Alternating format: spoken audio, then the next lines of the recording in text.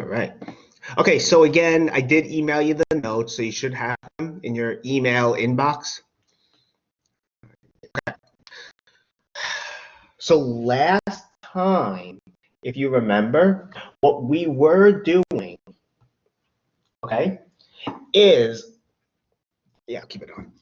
We were looking at rational expressions, rational expressions, okay? And remember, it's kind of like with, the integers, right? You can form fractions of integers, the rational numbers by dividing. Well, we're doing the same thing, but with polynomials. So again, what we're doing is we're forming quotients of polynomials, and those are our rational expressions. And there's different things we can do. We can simplify, we can multiply and divide them, we can add and subtract them, things like that. It's really the same rules as with fractions of integers. It's the same rules. So I figured now we do some more examples. Excuse me. So with division, okay, as you can see, we're going to divide here. And remember, when you divide, what you want to do is you want to take the reciprocal of the second fraction, okay? You want to take the reciprocal of that. In other words, you want to flip it, just like when you divide fractions of integers. And then we're going to simplify. And let me just say this. I mean, maybe I probably should have been more consistent, but you'll see in some of these examples, I factor first, and then I, carry out the division or multiplication. And in this one, for instance, I divide, then factor. It really doesn't matter what order you do it in. It really doesn't matter. I mean, you could save all the factoring for last. That's fine. If it's, as long as it's correct, that's all I care about. So, excuse me.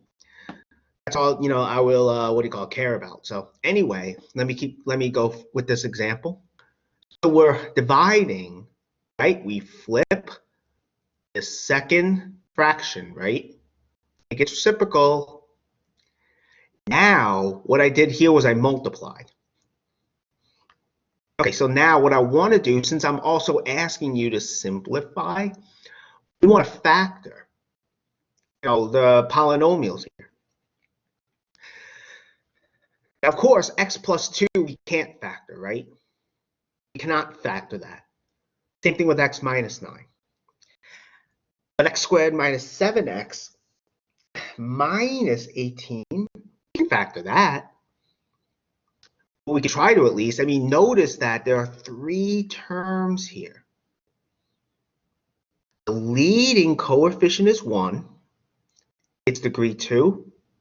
So you can see it down here, but that's why we can proceed this way with factoring.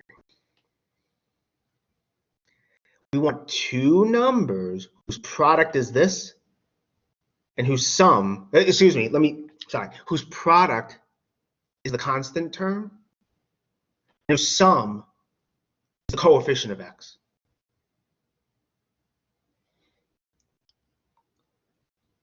Okay. So our product is negative 18, the sum is negative 7. So the 2 numbers whose product is minus 18 and whose sum is negative 7, right?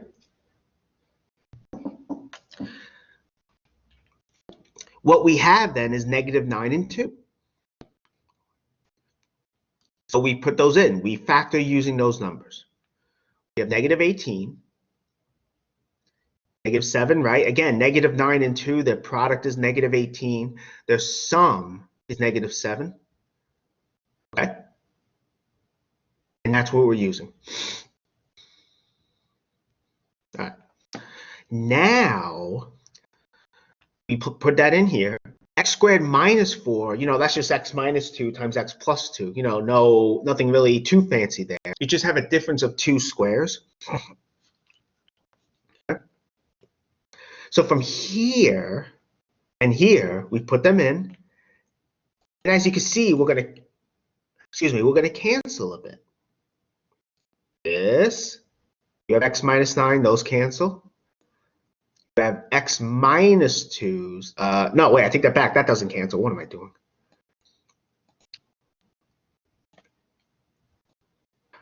Here we go. These cancel with each other. So we have x plus 2 on top, x minus 2 on the bottom. And that's our answer. So that's what we get. Any questions on this?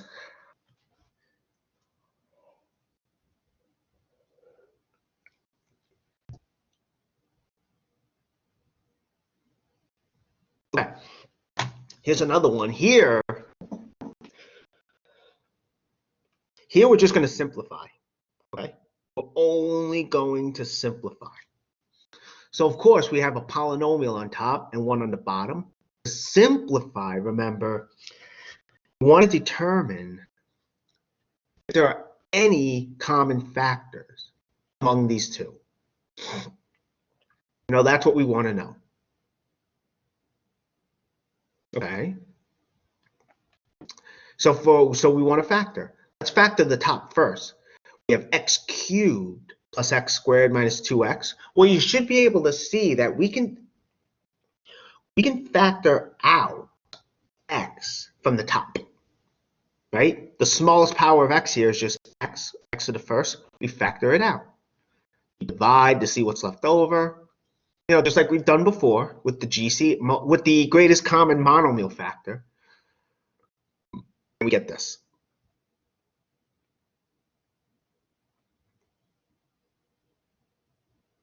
Okay.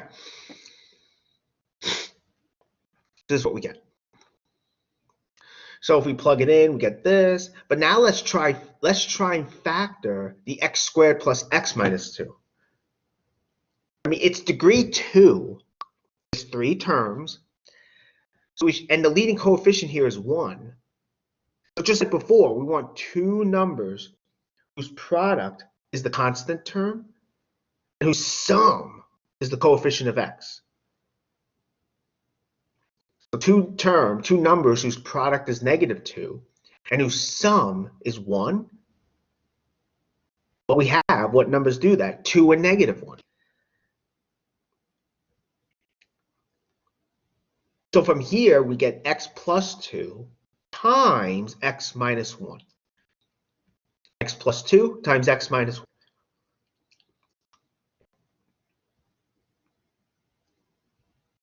And we put that in for the top, this part, as you can see. We get this as the numerator. Now, we didn't factor the denominator. The numerator, we can't factor any further. The denominator, we could just factor using the AC method. You could do that. But what I'm going to do instead is I'm going to use the factor theorem. Kind of like what we did last time. Remember, we just want to know if this, rational expression here is simplified. All we're looking for. So we have to know if they share any common factors. Well, so remember, a polynomial such as this one, right, will have x minus a as a factor. It will have that as a factor, okay? X minus a, if this polynomial maps a to 0. Another way of saying that is, if a is a solution of this equation. Although root of a polynomial actually means it's a solution of this equation.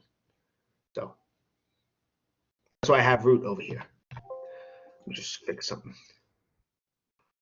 Make that look a little bit nicer. There we go, much better. All right, so that's what we want to know. So we have x, which is x minus 0, okay? So we have x here, which is x minus 0. So that's why I'm testing 0. Although really I didn't have to test that because it should be easy to see that x is not a factor of the polynomial. Also because there's a non-zero constant term.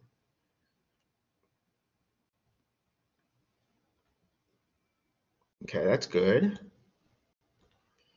Now, for the other ones, like x plus 2, that's x minus negative 2. So we test negative 2. It turns out you do get 0.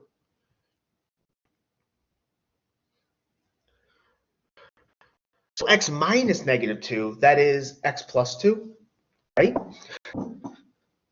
You can see that that is a factor of this. It's a factor of this. Okay, so we know that, so right away we know it's not simplified, and we have a common factor, x plus 2. But how do we get the other factor of this? Well, what we can do is just divide.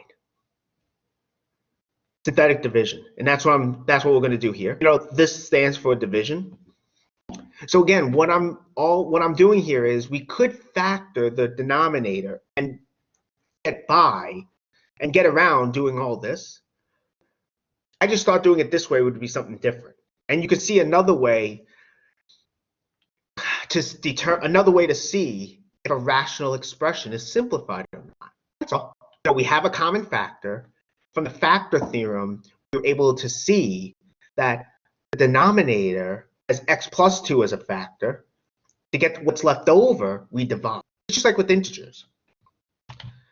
So to get the other factors,